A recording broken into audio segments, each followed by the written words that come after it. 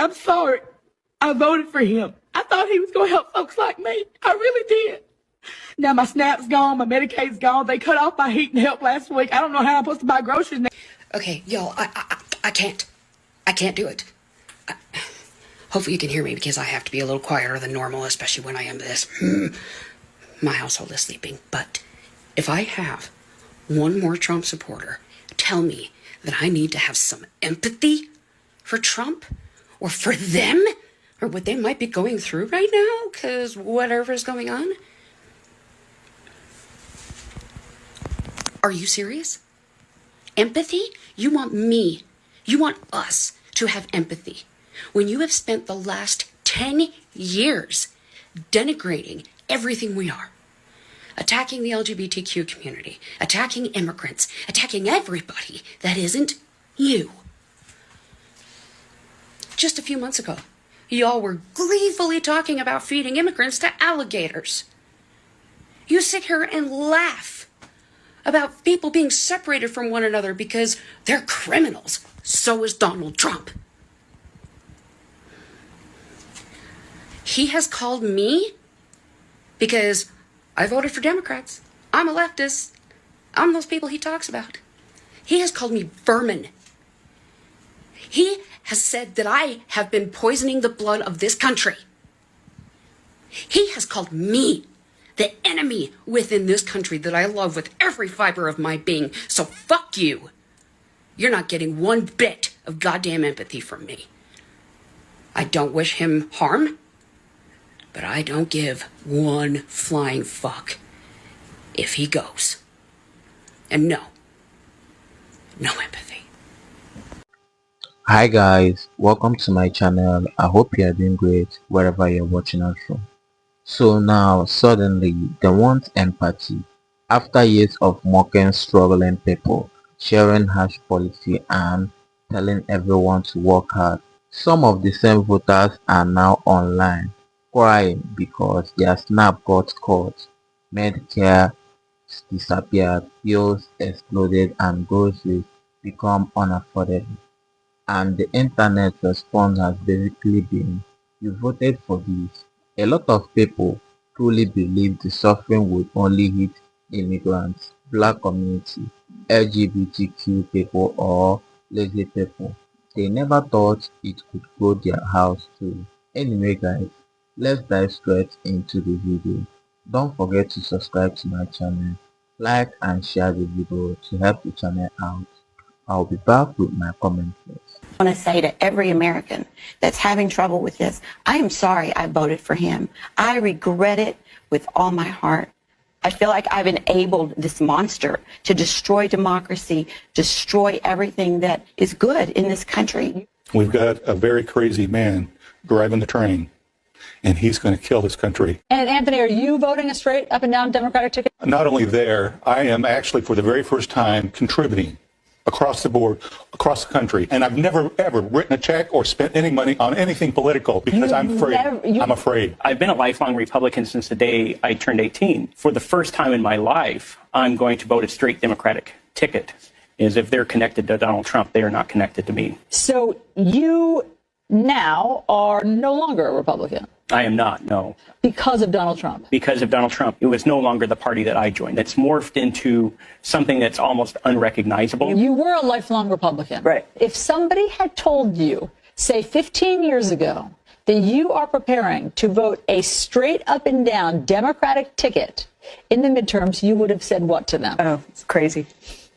Yeah. So why are you now doing it? To see Republicans not stand up to him, and the ones that do are just quitting. I just think there's no values left anymore. There should be values. We have no values. He doesn't have any values. I thought he had values. No, I'm definitely voting Democrat. I've been knocking on doors. I got a clipboard. You're even canvassing. I am canvassing for a Democrat in Wyoming. That's how strongly you feel. I believe hardly anything the president says, but I do believe he's a danger to this country and to our democracy. I'm going to fight every day. I just want to say to every American that's having trouble with this, I am sorry I voted for him. I regret it with all my heart.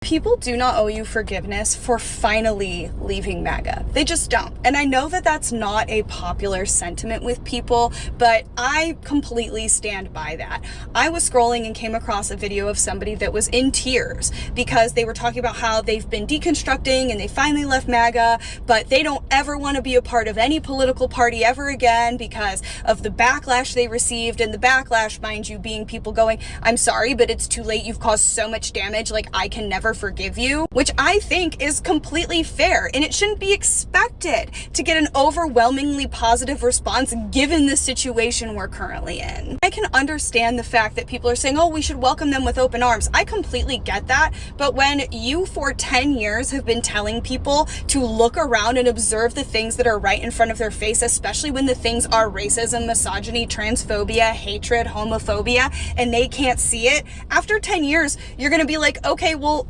too little, too late. Like, I've been screaming it at your face and now people are dying. I'm sorry, but anyone that is a triple voter of that man is partially responsible for that. If your response to people rightfully criticizing you as someone that recently left MAGA is to now threaten to continually not vote in the way that is going to stop this stuff from happening, then you weren't deserving of forgiveness in the first place. Because clearly you still don't get it. I'm glad that there are people that are willing to forgive and move forward and, you know, welcome these people with open arms, but it should not be the expectation that everyone is going to want to do that or be okay with it, especially with how many people have been killed, deported, imprisoned, and everything that we're seeing in our current climate. Forgiveness should not be the expectation. And if you are someone that left MAGA, we're very happy that you did that. I hope you continue to deconstruct and teach the people around you. You also have to accept the criticism and the fact that you have harmed hundreds of thousands of millions of people. And people are going to hold you accountable for that. Does that suck? Yes, but that's part of the deconstructing. You know how I know the Orange Clown is losing his MAGA cult?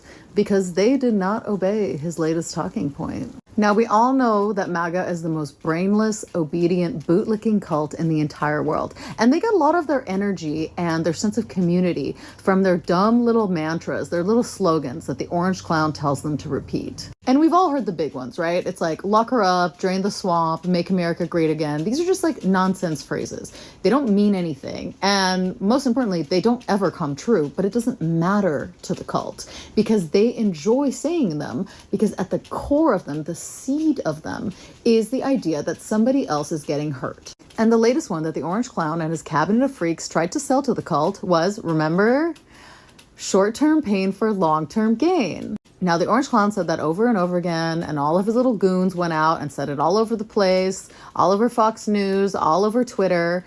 And here's the thing, it didn't really work. It didn't really catch on. Now, this was right at the beginning of the tariff insanity. And at the beginning, you know, a few of the cult members tried to be good little soldiers and they went out and they made videos repeating it and a few of them would spam it in the comments and, you know, what, blah, blah, blah.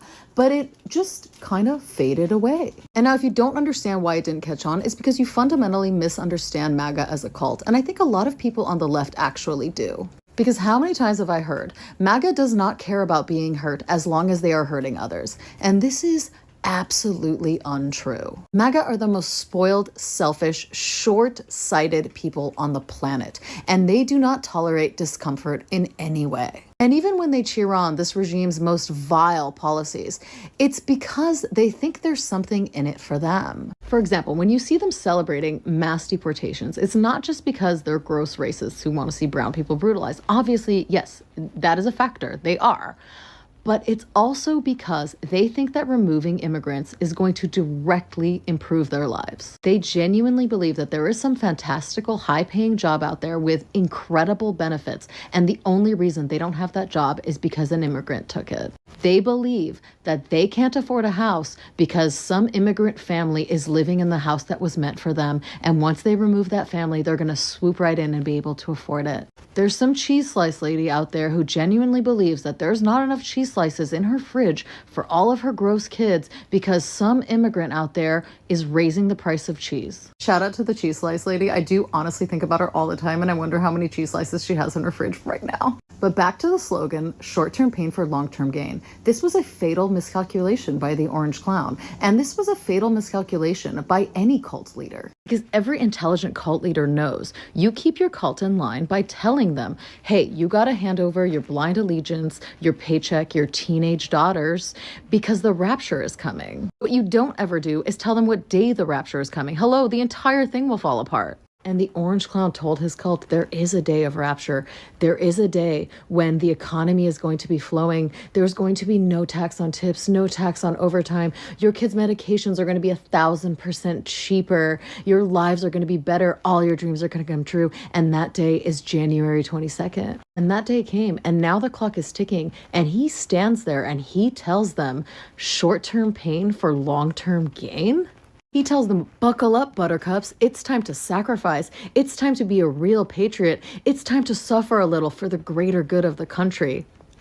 Yeah, freaking right. They might not be in full revolt right now, but their deafening silence at that latest talking point that they were supposed to run with is very telling. Because this is the first time that the Orange Clown has told them, yeah, I'm going to hurt others, but I'm also going to hurt you. And that is not what they signed up for. And before you say, what does it matter if they've lost MAGA? This is authoritarianism. They don't even need their votes anymore. Well, that is not how this regime is acting. They are scrambling to consolidate power. They are scrambling to mess with the midterms. These are not the actions of a regime that has it in the bag. And come Christmas, you think they're not going to remember the words of their dear leader, the Orange Clown, when he told them with a smile on his face, well, maybe your little daughter doesn't need 30 toys for Christmas. Maybe she'd be happy with 2 or 3.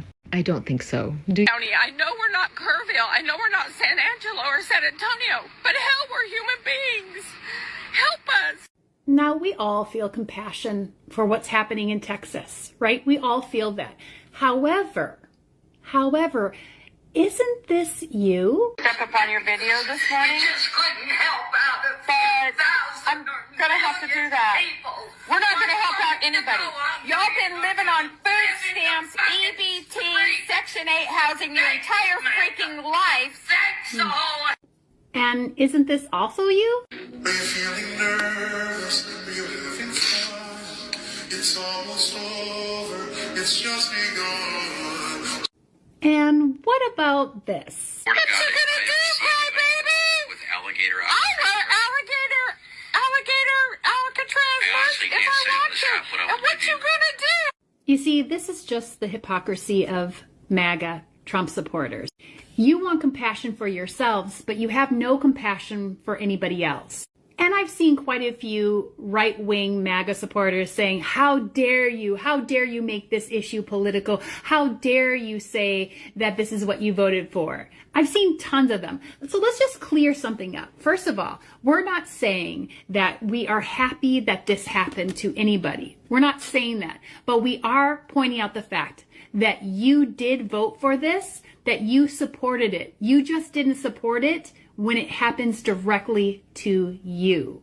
I would like to think that maybe now you'll wake up and have compassion for others and realize that the person you voted for doesn't care about you. But I'm going to go out on a limb and say there is no growth within your... Welcome back, guys. This whole situation proves something people have been saying for years. Politics stop being fun when the consequences become personal. A lot of these voters weren't paying attention to politics or economics. They were voting emotionally. They liked the tough talk. They liked the idea of certain group getting punished. But now, prices are up, benefits are gone, healthcare is harder to afford, and suddenly, reality feels very different. And people online are struggling to feel sorry for them because they remembered years of hearing nobody owe you help. Stop depending on government, get a job. But now the same people are begging for compassion. That's why the backlash is so intense. Many people feel these voters only change their mind once the pen reached them personally, not when the communities were suffering, only when their own lives got harder. And honestly, that's the part making so many people angry. One of the biggest shocks is seeing Lifelong conservative openly regret their votes. Some are admitting they were wrong, saying they feel betrayed and manipulated. That's huge because MAGA culture was built on never admitting fault. But when rent, groceries, medication and utility bills start crushing people, political slogans stop paying the bills. The whole short-term pain for long-term message completely fell apart because regular people are already exhausted. Families don't want to hear about sacrifice when they can barely survive week to week. And now, many supporters are realizing something important. Politics don't just hurt the people you hate. Eventually, they hit everyone. At the end of the day, this situation become a harsh reality check.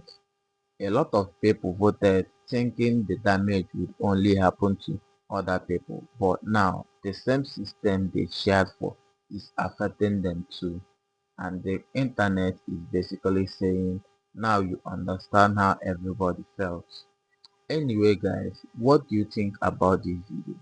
Drop your thoughts in the comment section and don't forget to subscribe to my channel. Like and share the video to help the channel out. See you in my next video. For now, peace.